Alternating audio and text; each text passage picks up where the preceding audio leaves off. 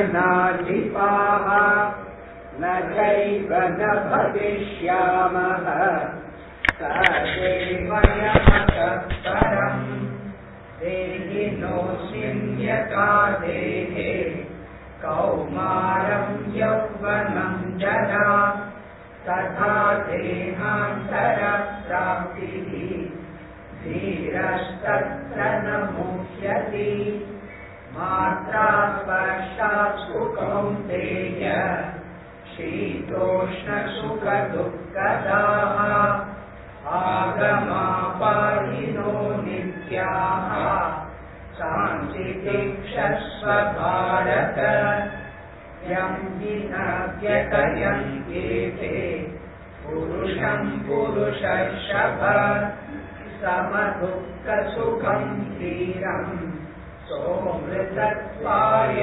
कल्पते नासतो विद्यते भावः नाभावो विद्यते ततः उभयोरपि दृष्टोऽन्तः त्वनयोस्तत्त्वदर्शिभिः अविनाशितु तद्विद्धि येन सर्वमिदं ततं विनाशमव्ययस्यास्य न कश्चित् कर्तुमर्हति अन्तवन्त इमे देहाः नित्यस्योक्ता शरीरिणः अनाशिनो प्रमेयस्य तस्माद्युध्यस्व भारत यजेनं वेत्ति हन्तारम् यश्चैनं मन्यते हतम्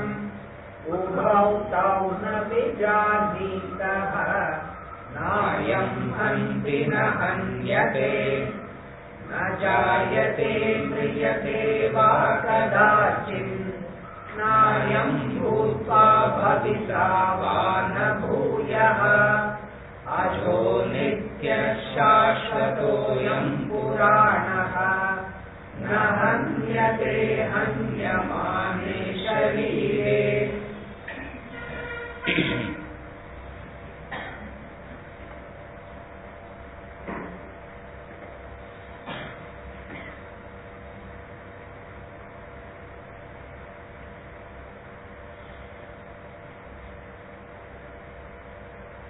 A question from Dhyana Slokas. Verse number 2 of Dhyana Sloka. He talks about the culture of Bharata. He is the Vyasa, brought about this Bharata Taila Purnaha Jnana Deepa. So what is the question is, what is the, in the light of Vedanta, what is culture? Because normally culture is understood as dance, music, literature, all this is a cultural activity. What is cultural activity? Where you have a dance, where you have a music, where you have a painting, all this is seen as the culture. So here he is asking, what is the culture of Bharata? The culture of Bharata, the culture of this country is only one thing fundamentally. That fundamental culture is all efforts is directed to knowing who you are essentially. That's the culture. The entire search, the entire effort, everything that was done in this country is to know who you are essentially. Only when the person is not interested in knowing who he is essentially, they branch off into so many other things. So what is the culture of Bharat? What is the culture of the scriptures, the Upanishads, the Gita? Only one thing. To know who you are essentially. To know the relationship between you and God. What is the relationship between you and God? That was the only subject matter of inquiry. Nothing else mattered.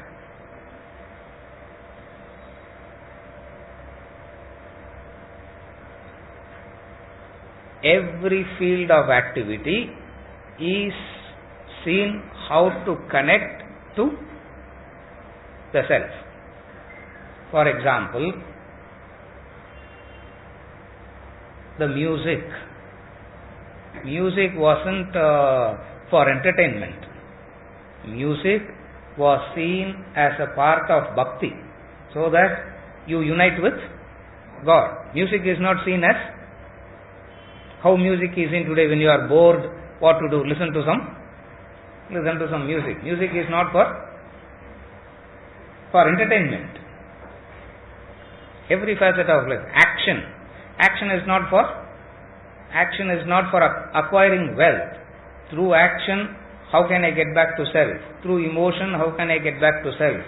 Through the pursuit of any worldly knowledge, how can I get back to self? That single pointed focus was the culture. There is no other thing. Everything is connected to this. Every aspect of life gets connected to this fundamental search. It can be music, it can be art, it can be anything for that matter. The idea is how to get back to the self, is the culture.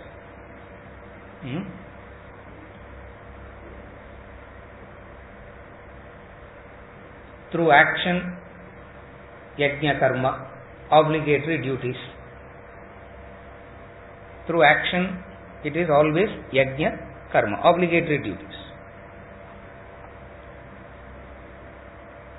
Throughout the Gita, he keeps calling Bharata Rishabha, the bull amongst the Bharatas. That is the culture in relation to action. What is the culture in relation to action as of a bull? Maximum work. Maximum work, that's all. Yeah. When you say maximum work, it is just work. What comes out of it will come to you anyway. No one can stop it. Therefore, there was no need to worry about the fruit or the result. All that you have to do is do that which you ought to do. So that is as far as in relation to action. As far as relation to emotion, one fundamental emotion. That fundamental emotion that arises is gratitude. It's not love, it's gratitude. So in relation to action, it is obligatory duties, yajna karma. In relation to emotion, it is gratitude. One fundamental emotion from which all positive emotions arises is gratitude.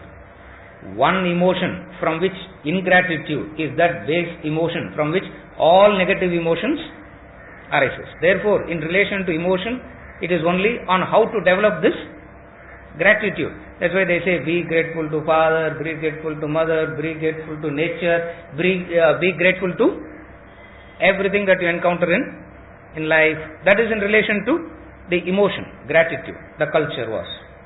In relation to knowledge, the pursuit of knowledge is not for knowing.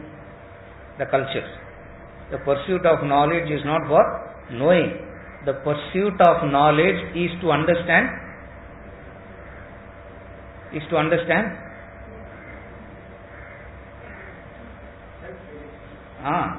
understand in relation of the ego that you don't know anything, that you can't know anything.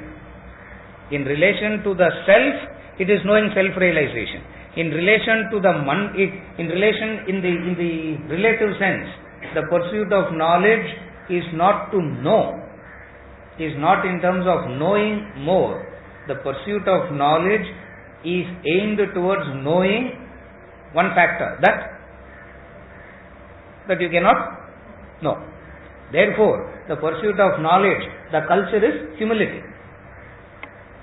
Vidya Vinaya Sampanne, he says. The pursuit of knowledge is in relation to Vinaya. The emotion is in relation to gratitude. The action is in relation to yajna karma. That's all. Yajna means obligatory duties. Actions done with the spirit of na mama. Actions done with the spirit of idam na mama. That's all culture is. Three factors. In relation to action, it is yajna karma. In relation to emotion, it is gratitude. In relation to the pursuit of knowledge, intellect, it is humility. You know, sir, no one can be as humble as I am. No one can see a person who can be as humble as I am. His ego is out of his. The ego is standing erect, hiding behind humility. That's not knowledge. The pursuit of knowledge. All these three, the humility, the gratitude, the yajna karma, takes you to self-realization. As you are in this world, your life is comfortable. With these three principles, your life is made comfortable here. Out of this comfort, you don't get into a lethargy. Out of this comfort, you don't get into a complacency. Out of this understanding, out of this comfort, there is a thirst developed to seek the ultimate. That's the culture. That's the culture of this. That's the culture of this country. That's the culture of the Vedas. That's the culture of the Upanishads. And in Dhyana Slokas, he says, Vyasa brought about this through this Bhagavad Gita. He brought about this culture. So culture means understand three principles in relation to action. What? Yajna karma, karma yoga. Yajna karma it is. In relation to emotion, it's only gratitude. That's all. All positive emotions arises from gratitude. All negative emotions arises from ingratitude. That's all it is. In terms of knowledge, knowledge is not for knowing. The worldly knowledge says, know more, know more. You should know more. You should know more. More and more and more acquire. More and more and more learn. That is the worldly. That's the worldly knowledge. And this worldly knowledge is of no. And this worldly knowledge is of no use. It's futile it is. Because by knowing all this, your being remains the same. By knowing all this, as a person you don't change. But then, all the worldly knowledge is geared towards knowing what? Knowing more. Knowing more. Because it feeds the ego. It feeds the arrogance of the human being. What is the ego of the human being? I know or I can know. This is the arrogance of the ego. One is I know or I can know. Science says all that was not known yesterday is known today.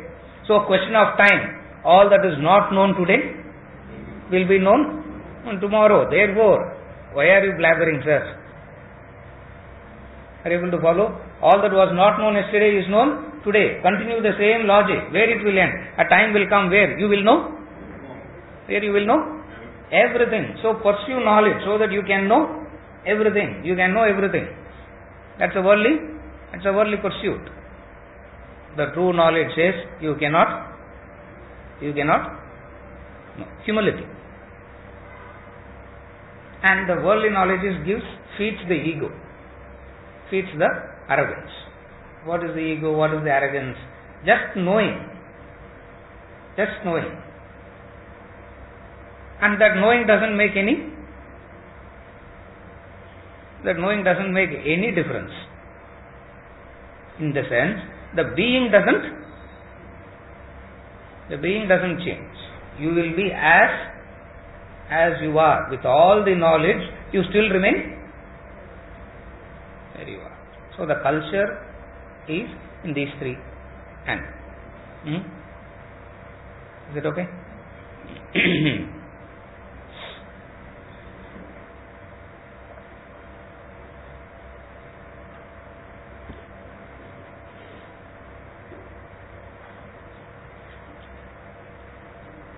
Chapter 2.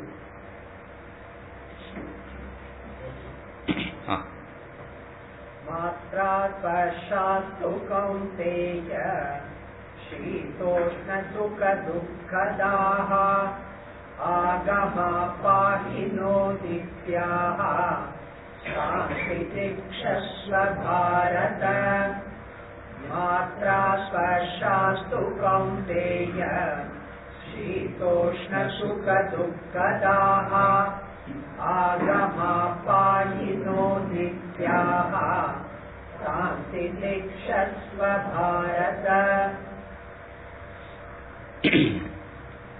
The sense contacts, verse number 14, the sense contacts, O Kaunteya, which cause heat and cold, pleasure and pain, they come and go. They are impermanent. Endure them, O Bharata. Arjuna, understand the sense contacts. What is the nature of the sense contact? It makes you to experience the opposites, heat and cold, pleasure and pain alternatively. They come and they go. They are impermanent. Endure them, O practice. One of the beautiful qualities of the spiritual practitioner is what he is saying as practice titiksha. First he said the highest. First he started by saying the highest. What is the highest? The world is of only two types, Arjuna. Gata soon, agata soon. Gone, yet to go. One set is gone. We are all waiting to go. What a pessimistic way of looking at life, sir. Idu kekradhuka naanga Sunday morning we came and sat early in the morning. You could have slept happily at home. The highest is one type. Gone, yet to go. One set is gone already. We are all waiting to go. What is it that you are worrying? What is it that you are worrying about? Arjuna didn't understand what he was. Arjuna didn't understand what Krishna was talking. Then he went on to say, never indeed was I not. In the sense, all the moving things you see, but what you miss is the unmoving factor. The moving wheel is supported by the unmoving axle. You miss that unmoving axle and you are carried away by the movement. Why are you getting carried away by the movement, Arjuna? Since you are affected by the movement, you are grieving. Therefore, do not grieve. And what is the nature of the movement? That's what the previous verse, where we left last. Just as the embodied passes through childhood, youth, and old in this body, it goes into another body. A beautiful explanation of talking about the entire view of what life is all about. If you don't even understand that, what else you can do? If you don't even understand that, you are left with no choice but to practice titiksha. Endure them in the sense, pleasure comes, go through the pleasure. Pain comes, go through the pain. Because you have no choice. Why you have no choice? The world alternatively produces pleasure and pain. The world alternatively produces joy and sorrow. Now carefully understand. Why you have to practice titiksha is because the world is not producing joy and sorrow, pleasure and pain. It is the mind that is moving into opposites that is causing pleasure and pain, joy and sorrow. Carefully follow the analysis now.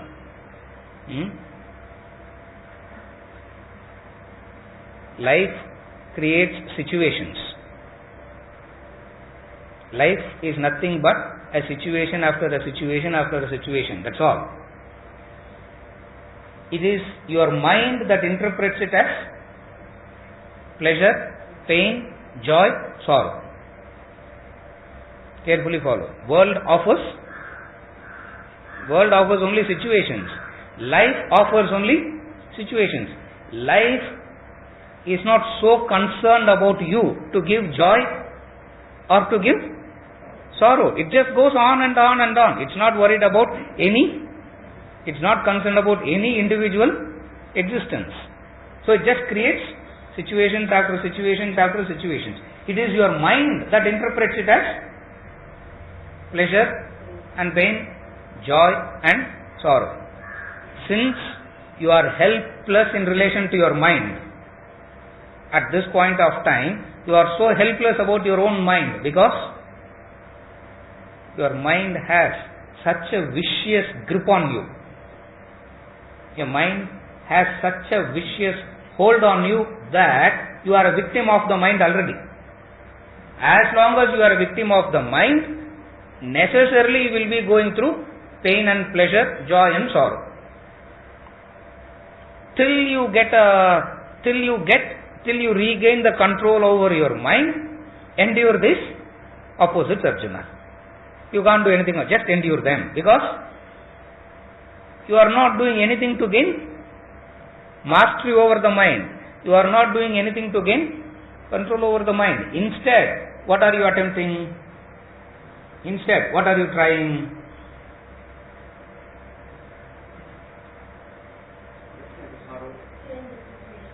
Change the situation. Correct. Change the situation. Very correct. Break we will have class. Correct answer comes. Change the all questions that everyone comes and asks is always about changing a situation or changing the other. All questions that you ask yourself or you come and ask another is always about what? How to change the situation or how to change the other person. Because the mind is so convinced that joy and sorrow is caused by the other. Joy and sorrow is caused by the other. Pain and pleasure is caused by the situation. Therefore, if the situation changes, automatically what will change? The logic is correct. Automatically what will change? Pain will turn into pleasure. Since it is that person that is causing me pain. If that person changes, that person who is causing sorrow will start causing joy. Practice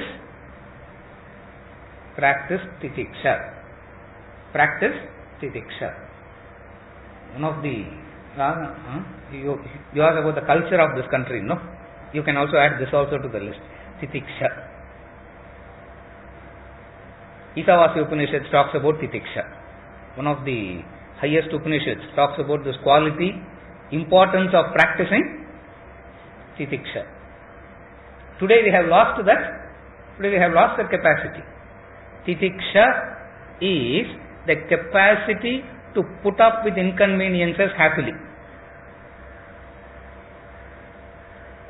A capacity to put up with difficulty cheerfully. That is titiksha.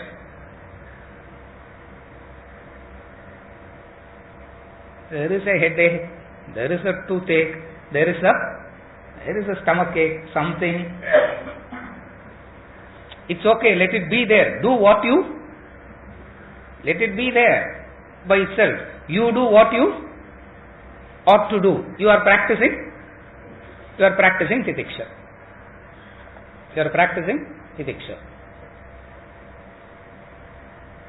You have only one bed at home. The guest comes, you give your bed to the guest and you sleep on the floor. That is titiksha. Where there is a difficulty, but you take the difficulty cheerfully. The fundamental quality required for a spiritual practitioner to become mentally strong as a human being is to practice titiksha. Just to practice titiksha. All problems will go if you simply practice titiksha. And what is this titiksha? An endurance, a forbearance, a patience. All these qualities are seen as negative qualities today. You should be impatient. Everything has to happen fast, immediately. Before you finish the sentence I wanted, it should be there in front of you. The time gap you cannot tolerate the time gap. And to patience, titiksha is nothing but practicing patience. One of the virtue of a human being is patience. Patience, what is understood here is patience within brackets, doing which you ought to do continuously. Patience doesn't mean you go and sit in one corner. I am waiting, sir. That is not patience. That is getting into inaction. Patience is what is understood within brackets here. Doing that which you ought to do, you keep doing. On the other side, there is this capacity, titiksha.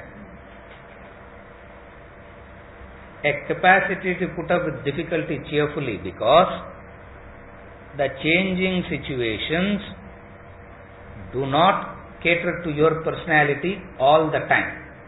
The world that you live with, the other person that you are relating to, is not going to be according to your pattern always. Therefore, what do you do in those times? Don't try and change them. Practice titiksha. But practice titiksha, it is accepting like defeat, no sir. It is accepting like we should stay quiet, no. But is it not my obligation to change the other? But is it not my obligation to correct the other? Krishna says, correct yourself. Having corrected yourself, stay quiet.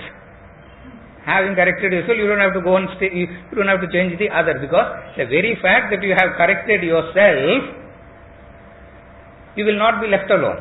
You don't have to worry. Even there, you don't have to worry about whom to correct, whom not to correct. But do I have to do my obligation or not? The undesirable is an inevitable fact of life. That is titiksha, understanding. Titiksha comes out of an understanding. The undesirable is a fact of life. What is the undesirable? In a business, profit and loss both exist. You don't work for loss. You try and work for profit. But what is inevitable? Loss is inevitable. Therefore, when loss comes, what do? Practice titiksha. You are working for profit. You don't work for loss. But what is inevitable? What is inevitable? Loss. There is no business where there is only, unless you are constantly burgling a bank and not getting caught. There is no business where you get only profit. You strive to be healthy. As long as you have a physical body, you strive to be healthy. Inevitable aspect of having a body is disease. As long as you have a body, you will have disease. It's not that you try to get disease. You strive to be healthy. You eat the right type of food, you do the right type of exercise, you sleep at the right time, you wake up at the right time. All this you do to striving to be healthy. What is inevitable?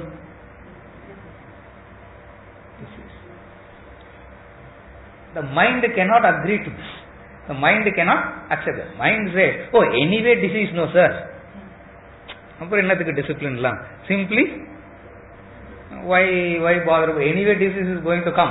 At least when body is fit, enjoy. Enjoy. You start indulging at 30, you will look like 60. At 30, you become like 60. Therefore, it is inevitable. What is inevitable? Health is what you strive for. Disease is inevitable. Profit what you strive for, but loss is inevitable. Success is what you strive for. Failure is inevitable. So when the other side of it comes to you, how do you understand that? How do you understand? Now you are living in the real world, and the only way that you can do is to practice titiksha. When you are practicing titiksha, you don't lock yourself up in the room and stay quiet. Continue to do what you are. Continue to do what you ought to do. That is implied here. That you don't have to. That is no need to be taught. But what is very important? The undesirable as an inevitable facet of life. Make an effort to correct. But the very effort to correct doesn't mean it will get corrected. So all that you can do is you can make an effort to correct. The mind says the very fact that I am making an effort to correct means it should get corrected, because who's trying? RK sir, correct. I am trying. No, since I am trying, it has to get corrected. And if it doesn't get corrected, whose fault it is? Correct. எல்லாம் உங்க fault தான். நீங்க ஒழுங்கா class எடுத்திருந்தா we all would have changed now. So if we are not changing means whose fault it is? N ஃபால்ட்டா?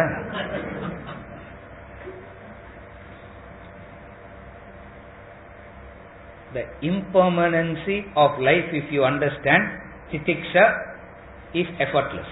Titiksha is painless. If you understand the impermanent nature of experiences, please understand. Don't say life is impermanent because you do not know anything about it. Don't say life is impermanent. Life is impermanent. Don't say that. You are duping yourself. You are blinding yourself. You are getting into a coma by saying life is impermanent. Don't say that. Say the current experience that I am going through is impermanent. That you can say. That no one will say. The current experience that I am going through is real, sir, but life is impermanent. Don't dupe yourself. Don't cheat yourself. Therefore, what you have to tell yourself, what is he trying to say? The current experience that you are going through is impermanent. The childhood that you went through, Arjuna, is impermanent. The youthhood that you went through is impermanent. Now you are going through another experience. This is impermanent. There will be another experience that you will go through. That is also impermanent. But if I die, what will happen? Don't worry. That is also impermanent. Another birth. That is also impermanent. So the moment you understand the impermanency of life, impermanency of your current experiences put together is life. Unless you understand your experiences as impermanent, you can never understand life as impermanent. But the mind always says what? We all know life is impermanent, sir, but current experience is permanent.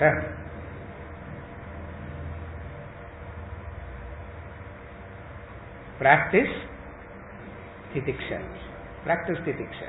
The capacity to put up with difficulty cheerfully. See, one thing is, take a simple example. What is titiksha? You decide to fast one day. That is titiksha. You decide to fast. Whatever be that day, doesn't matter. What day doesn't matter. Any day is alright to fast. You decide to fast. You feel Ordinary days where you don't feel hungry at all, that day you decide to fast, you start feeling more hungry. You feel like your body is shaking, shivering, sugar levels are dropping, and you are fainting, and you are going to die. You are going to die any moment. There is so much of accumulated fat is in the body. You will not die. Just to practice titiksha for the 10-15 minutes, and then you will not feel hungry for rest of the. You will not feel hungry. Don't try all this, please. Sir, inga sonel try panna annaka I do not know. I'm only saying as an example. Number one, this is at the physical level. Now, actually, the problem is not at the physical level. Carefully follow. The day you decide to fast, normally you will not be thinking about food so much. When you decide to fast, 3 days before itself you start thinking about food. So much. Where you think, my God, why? From where is this constant thinking of food? All because you have decided to.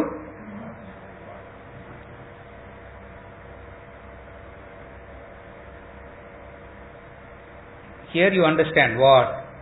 It is the mind that is causing this. It is the mind that is trapping you. It is the mind that is creating these difficulties.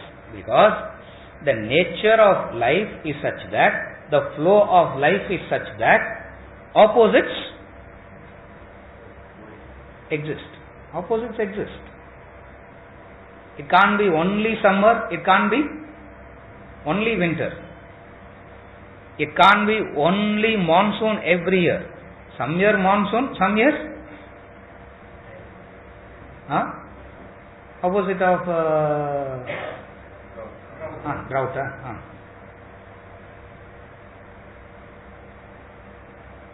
When there is monsoon, practice titiksha.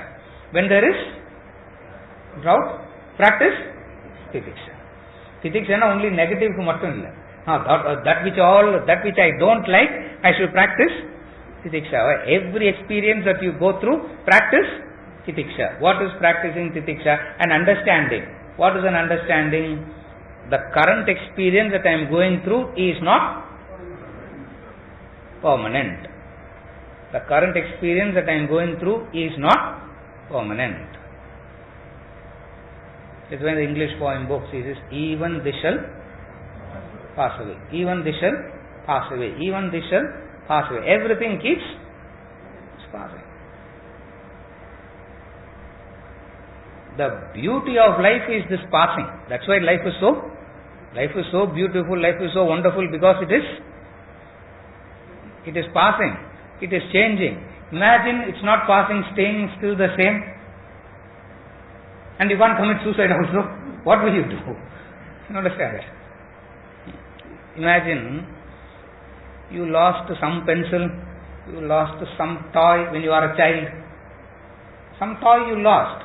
Some pencil you lost, some matchbox label you lost, some marble you lost, and that loss cost. What did that loss cost?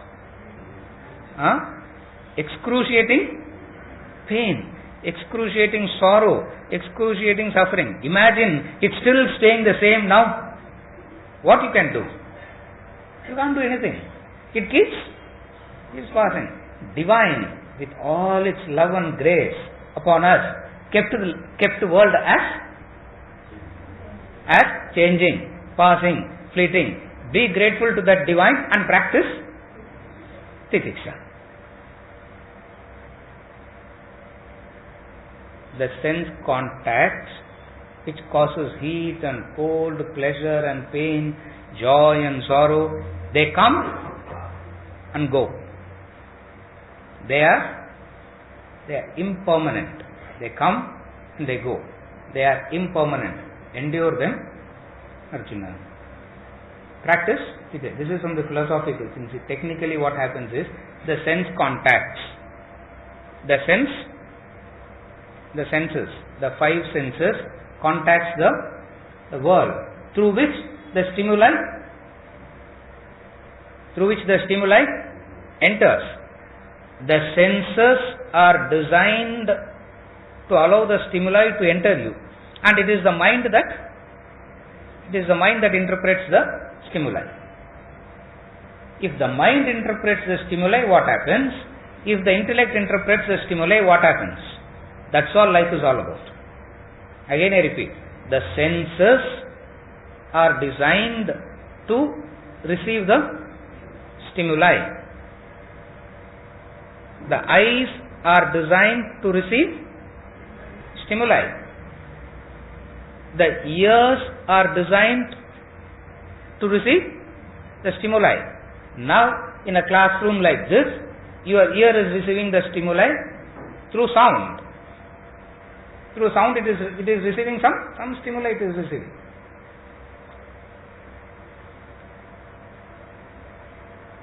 As far as the ears are concerned, it is only.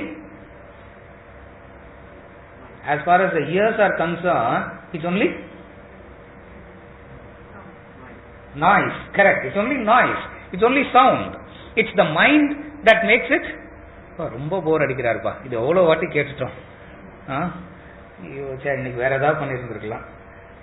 Intellect receives. Intellect says the stimuli, when it is received by the mind, one type of reaction it produces. When the stimuli and the intellect receives, it creates another kind of stimuli, and both causes pain and pleasure, joy and sorrow.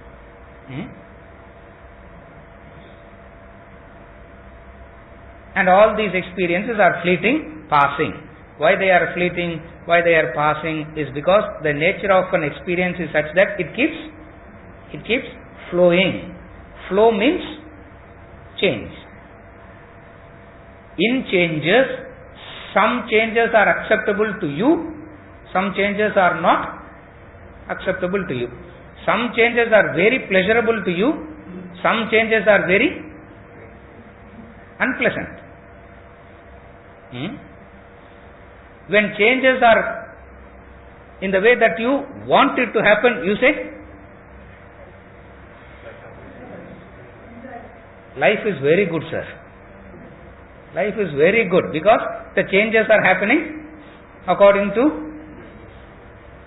you. Nowadays life is very bad. In the last 1 month after demonetization, life has become very bad.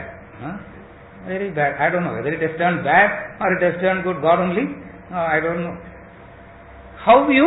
When the change is according to your pattern of likes and dislikes, you interpret life accordingly. Therefore, there is nothing as life is good or life is bad. There is no such thing like that. It is the mind it is the interpretation of the mind that says life is good or life is bad. Knowledge gives you this conviction. Knowledge gives you this conviction. Knowledge gives you this understanding.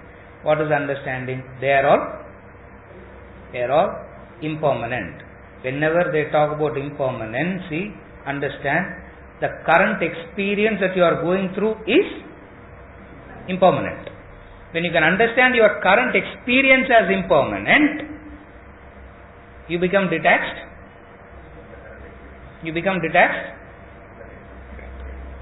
But then you will be attached to the current experience and postpone detachment to some future. We all know life is impermanent, sir. No one knows life is impermanent. You believe that life is permanent. If you have actually understood life is impermanent, straight away you will walk out like a Gautam Buddha. Straight away you become an enlightened person, because you understand the futility, the meaninglessness of this endless experiences. The meaninglessness of these endless experiences. What is the meaningless of all these endless experiences?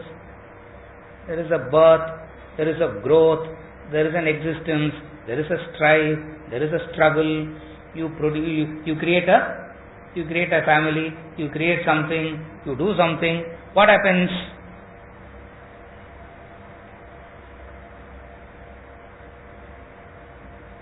You can't even walk into your grave. Others have to carry you to your grave.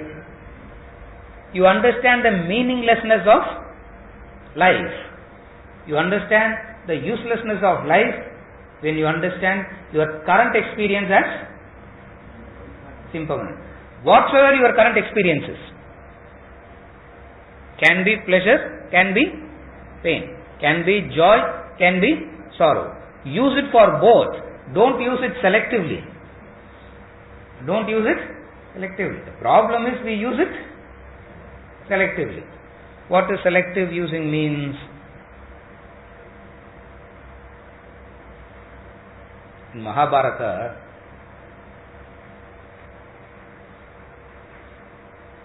all gods, you have to do lot of tapas to impress them, to give boon.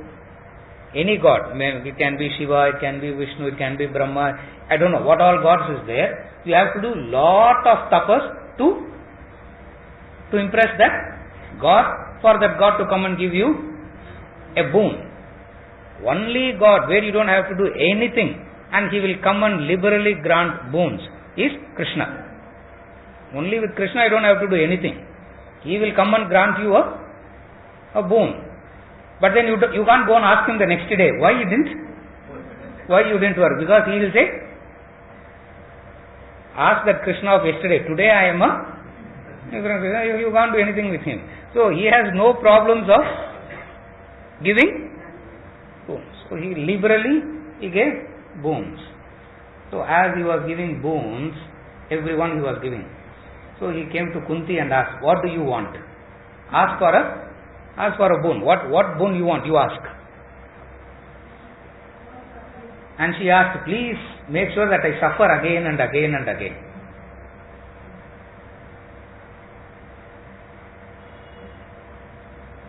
Why? Because only in times of suffering we are remembering you. We are very selective, Krishna. When we are joyful, when we are blissful, correct. You forget. When you remember him, only when you are in pain, sorrow, suffering. So she asked, bless me in such a way that let sorrow come to me again and again and again. That's the only time Krishna smiled and moved on to the next person. He didn't say, Tatastu, granted. He didn't say that. He moved on to the next person. Why? How can he give a boon for suffering? Suffering is what you are already in. Sometimes you remember, most of the times in the hallucination of joy, you forget your hallucination of joy. In the hope of joy, you forget your suffering. Yeah. I am very joyful, sir. I am very happy. One thing not going your way is enough to remove your happiness. Now, what kind of happiness is that? When it is dependent on the situation. What kind of joy is that when it is dependent on a circumstance, on a situation? Therefore, do not practice titiksha selectively. If at all you want to practice titiksha,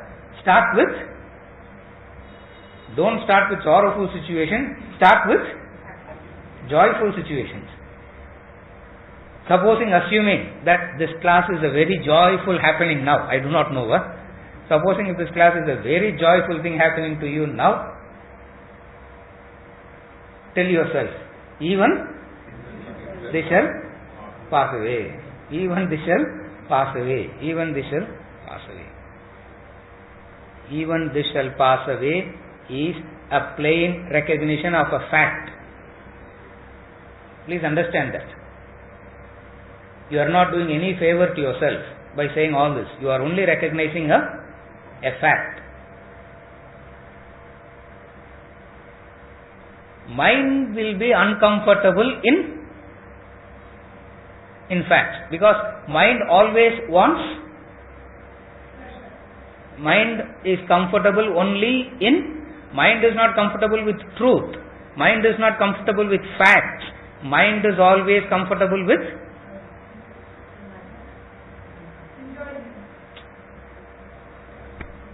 again I repeat, mind can never be comfortable with truths. Mind can never be comfortable with facts. Mind can be comfortable only with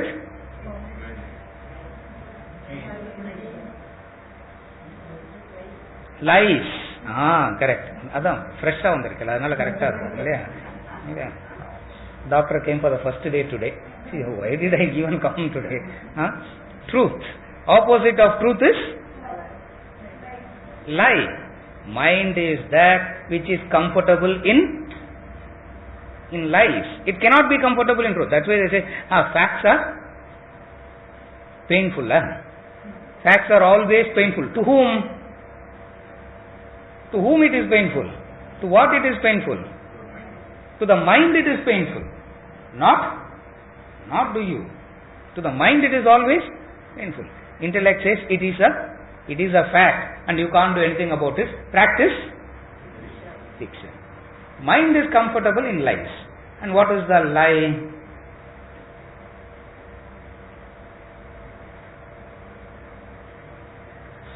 Somehow the unreal world, it will try to make it real. It will believe in the reality. It's a lie. The experience that you believe that you are going through is real, is a lie. It's untruth. It's a lie. But the mind is comfortable only in.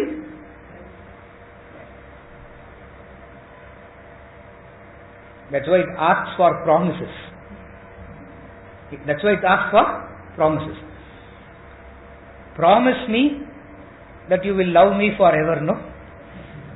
How can you love forever? You can't even love now. How can you love forever? The mind is comfortable in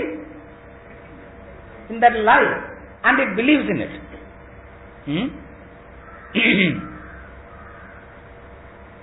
Hitler writes in his book, repeat a lie 10 times, you will start believing it as truth, he says. Repeat a lie 10 times, you will start believing it as, for others it will still appear as a lie only, except to you. And why this lie? Because the facts are very uncomfortable. What is the fact? There are not many facts. Facts are always one. What is the fact of life? Every experience that you go through is impermanent. All experiences that you go through is impermanent. And this flow of experiences is what is called life. Therefore, life is impermanent. Are you able to understand? It's very simple. Again I repeat. Every experience that you go through is impermanent. It can be joy, it can be sorrow, it can be pleasure, it can be pain. It is impermanent.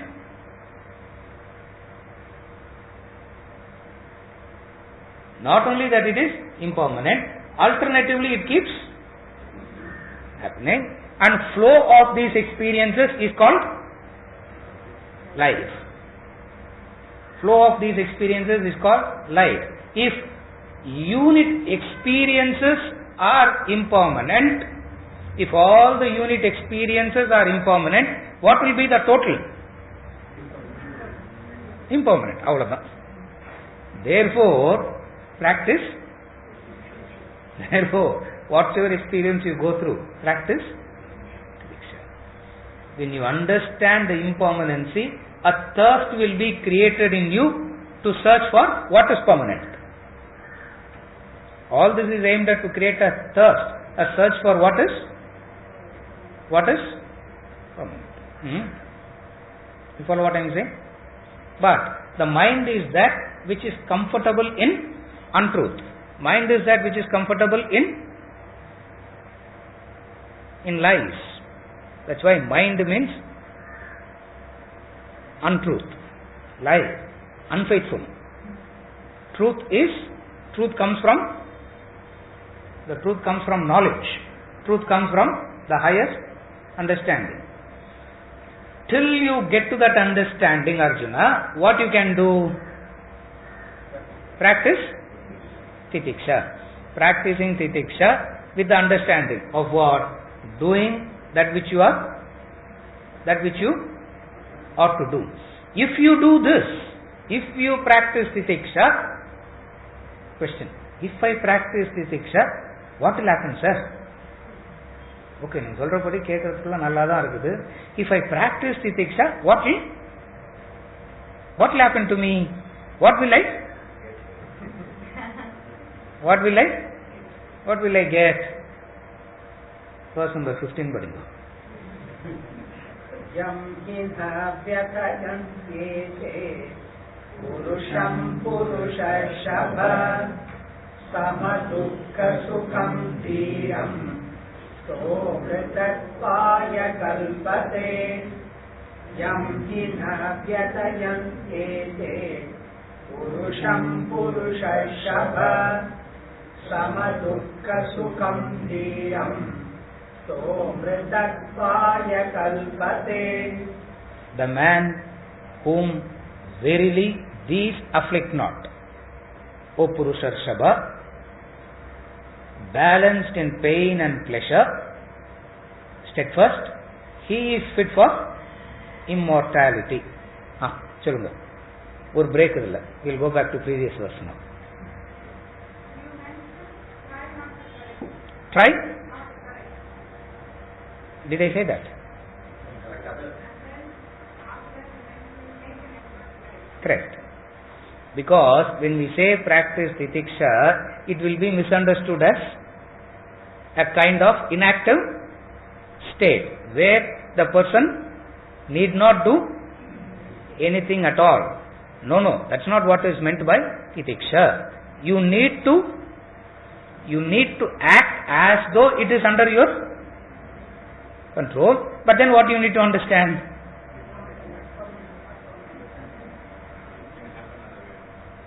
It can happen other way also. You need to correct, you need to make an attempt to correct. I remember saying, just because you are making an attempt to correct doesn't mean the situations will get corrected. It doesn't mean that. All that you need to do is you have to try. When you are trying, that trying brings an ego. That trying brings an arrogance. What? It has to happen. And when it has to happen, doesn't happen, disappointment. Disillusionment with knowledge itself happens because they try correcting, and when it doesn't work, they come back and say, all the knowledge is not working. A disillusionment with knowledge because of the disappointment of seeing the knowledge not working. Why? It's not the knowledge is not working. Knowledge is working. What is missed here? The very attempt to correct gives me an expectation that it ought to get corrected.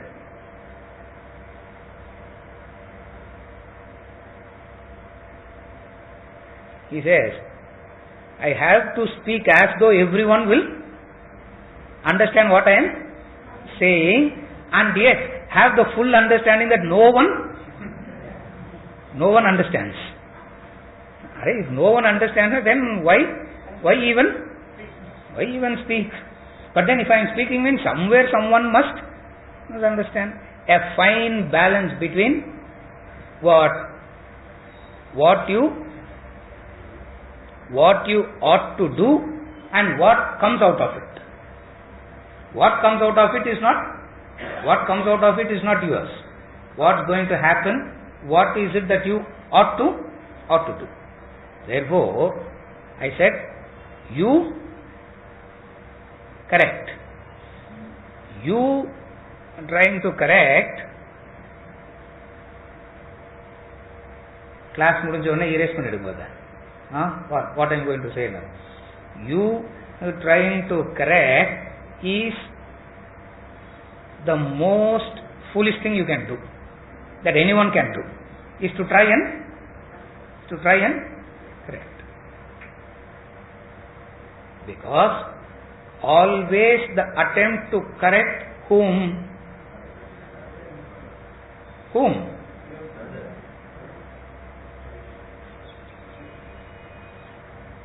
Whom? Not others. The one who doesn't believe that he or she needs correction. Whom are you trying to correct?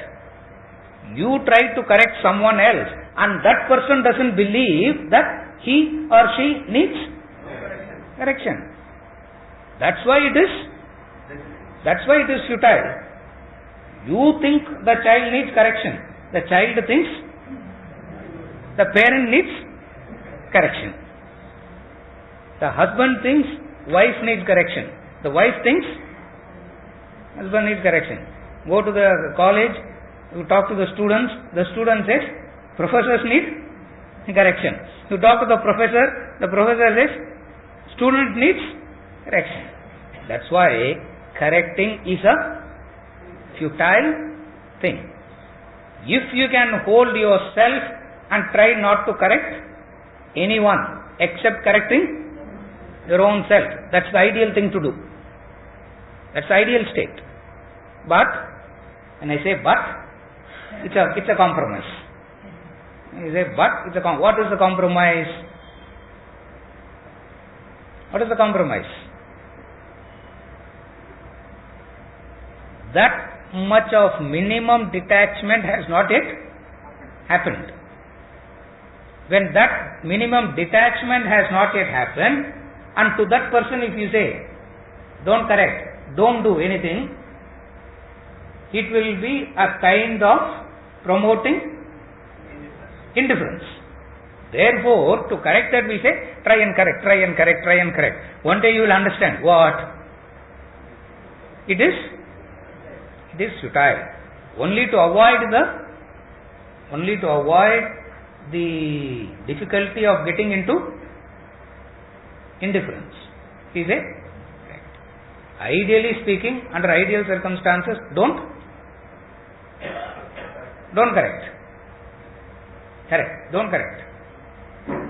Is always black or white. There is no shades of grey.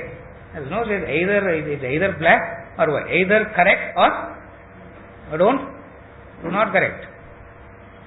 Correction implies to the one who doesn't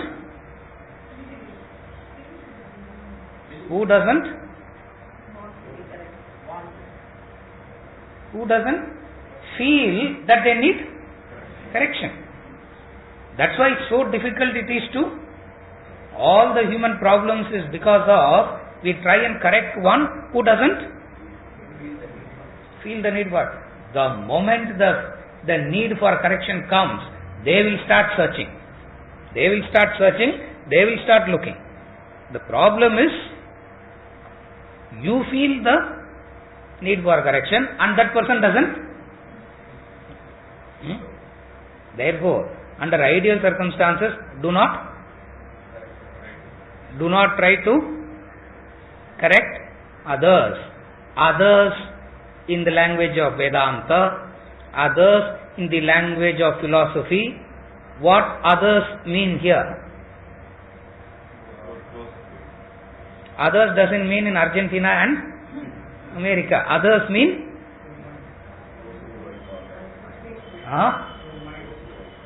those with whom you are constantly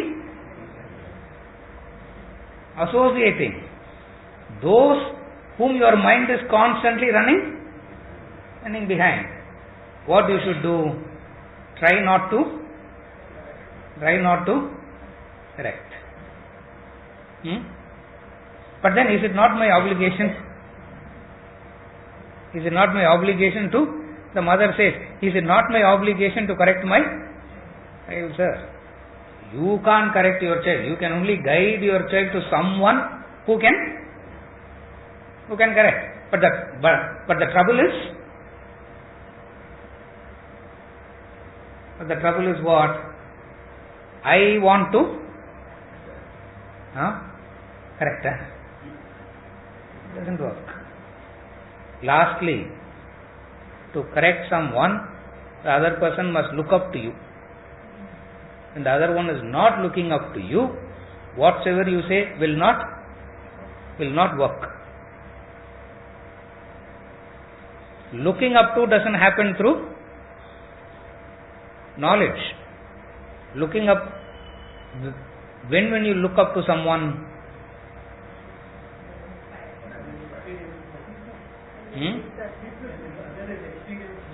when the other is experienced more. There is a respect. There is a respect. Respect comes. Respect comes. Respect comes. Respect comes.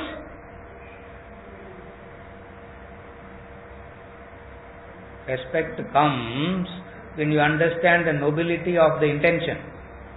When will you respect? Respect comes when you understand the nobility of the intention. Are you able to follow? You look up to when the other has noble intentions. At least you have to believe that he has noble. Then only you can look up to.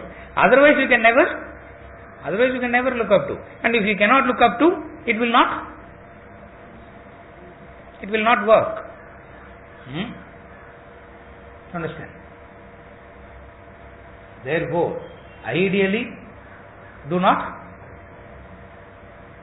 make an attempt to correct. If I am not making an attempt to correct, then what I should do in relation to the other? In relation to the other, what you should do? Set example. Ravindra. Rishikavathan kekano. Whether he is an example or not. Set example, correct. We have to set an example, correct. Set example.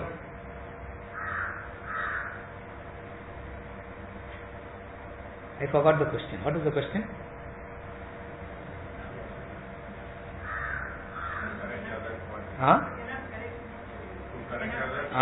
Correct. If you cannot correct the other, if you should not correct the other, not if you cannot, you should not correct the other. If you should not correct the other, then what you should do in relation to the other? What you should do in relation to the other? Wish the welfare, generate noble thoughts, wish the welfare of the other. Only that much you can do. Are you able to follow? Only that much I can do. But I cannot do more than that. Wishing the welfare of the other. At least generate a noble thought towards the other. That is very difficult. That is almost an impossible exercise. Wish the welfare of the other. Understand that you are incapacitated to give that welfare, and allow the divine to work. That's all you can do. In relation to the other. In relation to you, what you should do? In relation to you, what you should do? Correct yourself. In relation to you, you correct yourself. In relation to others, what you do? Wish the welfare. When you are corrected, you set an example for the other. When you correct yourself, then you become an example for the other. So, under all circumstances, under any circumstance, don't try to correct. Black and white. Very clear formula. Since we are not evolved to that height, using this piece of knowledge to justify our indifference, to correct that misconception, we say try as much as you can. Where it didn't work, practice titiksha. See, this advice you don't need Krishna to come and give this advice. Any drunken fellow can give this advice. But what is the real advice behind titiksha? Is to understand the impermanency of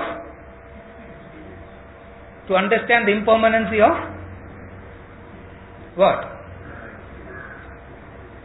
The current experience that you are going through. Always practice titiksha in relation to the current experience.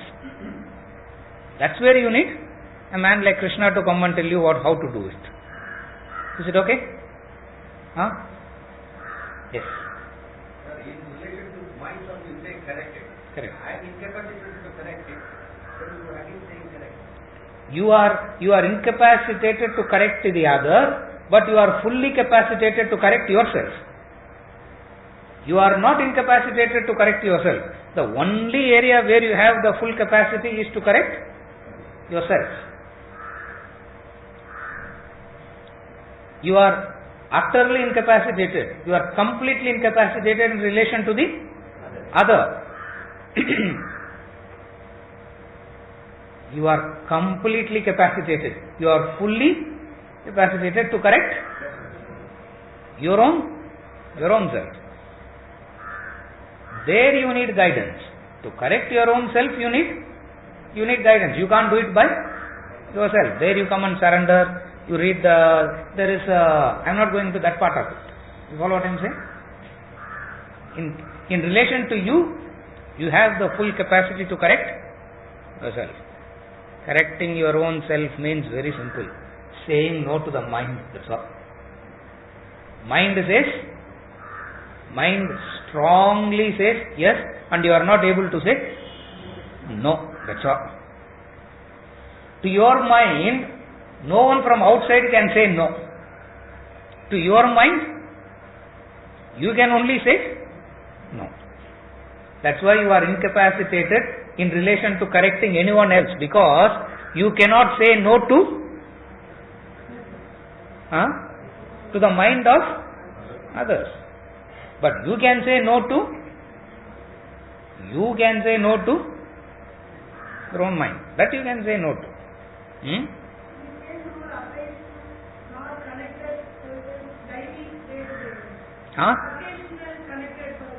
Occasional connected, regular connected, connected through umbilical cord.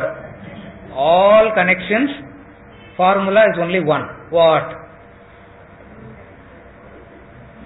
All kinds of connections, formula is only one. What? Don't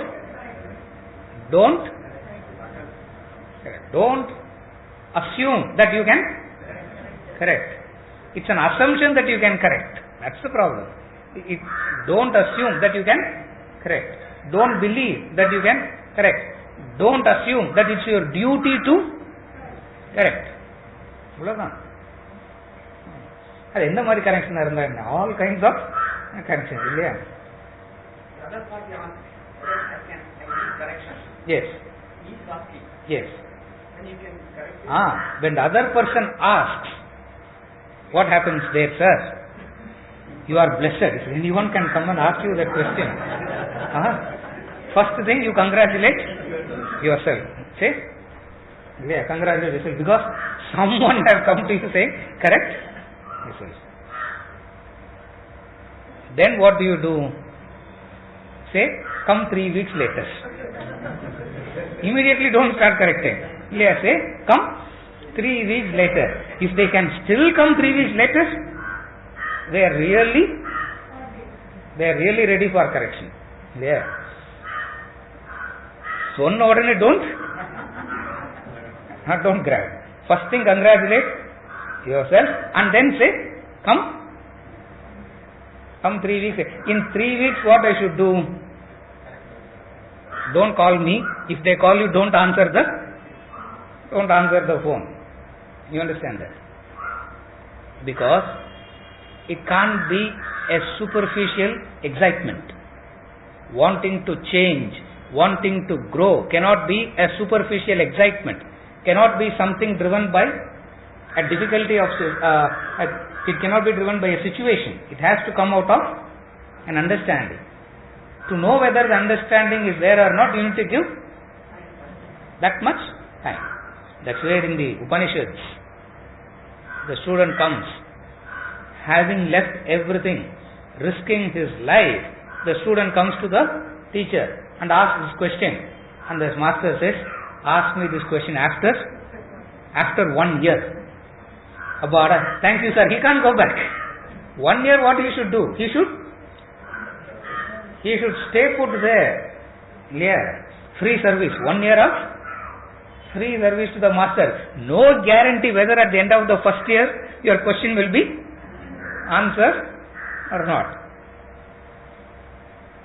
That's how you should.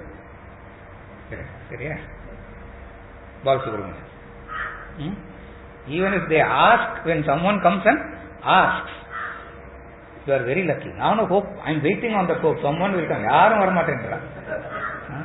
If someone has come to him asking for help, congratulate yourself and wait.